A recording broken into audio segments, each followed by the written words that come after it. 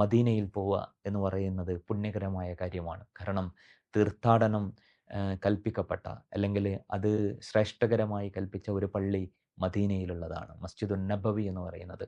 മദീനയിലേക്ക് പ്രവേശിക്കുമ്പോൾ തന്നെ ഹാജിയുടെ മനസ്സിൽ വിരിയേണ്ട കുറേ ചിത്രങ്ങൾ അദ്ദേഹം പറയുന്നുണ്ട്. റസൂലുള്ളാഹി സ്വല്ലല്ലാഹു അലൈഹി വസല്ലമയെ കുറിച്ചുള്ള ചിത്രങ്ങളാണ്. ഈ ഹിജ്റ കഴിഞ്ഞ് അള്ളാഹിൻ്റെ റസൂല് പോയ മണ്ണാണ്.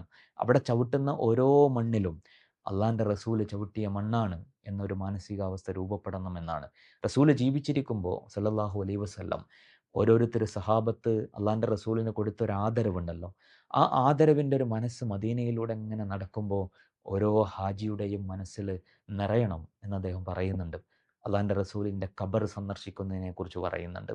അള്ളാഹിൻ്റെ റസൂലിനെ ജീവിതകാലത്ത് നമ്മൾ സന്ദർശിക്കുന്നത് പോലെയുള്ള ഒരു മാനസികാവസ്ഥ, ഒരു ആദരവ്, ഒരു സ്നേഹം ഒക്കെ ആ ഒരു സമയത്ത് ഉണ്ടാവണം എന്നുള്ളതാണ്. അള്ളാഹിൻ്റെ റസൂലിന് സലാം പറയണം, ഖബറിൻ്റെ അവിടെ പോയിട്ട് സലാം പറയണം. ആ സലാം പറയുന്ന സമയത്ത് അദ്ദേഹം പറയുന്നുണ്ട്, ഭൂമിയിൽ എവിടെ നിന്നുകൊണ്ട് ഒരാൾ അള്ളാഹിൻ്റെ റസൂലിന് സലാം പറഞ്ഞാലും അത് അള്ളാഹിൻ്റെ റസൂൽ സല്ലല്ലാഹു അലൈഹി വസല്ലമക്ക് എത്തിക്കാൻ അള്ളാഹു പ്രത്യേകം മലക്കിനെ ഏർപ്പാടാക്കിയിട്ടുണ്ട്. അതൊരുപാട് വിദൂരത്തെന്ന് പറഞ്ഞാൽ പോലും ഉണ്ട്. അടുത്ത് എന്ന് പറയുമ്പോൾ അതിനെത്ര ശ്രേഷ്ഠതയാണ് ഉണ്ടാവുക. അതുപോലെ നമ്മളെ സലാം പറയാൻ വേണ്ടിയിട്ട് ഏൽപ്പിച്ചവരുണ്ടാകും. അവർക്ക് വേണ്ടിയിട്ടും നമ്മൾ അള്ളാഹിൻ്റെ റസൂലിനോട് സലാം പറയുന്നതിനെക്കുറിച്ചൊക്കെ അദ്ദേഹം പറയുന്നുണ്ട്.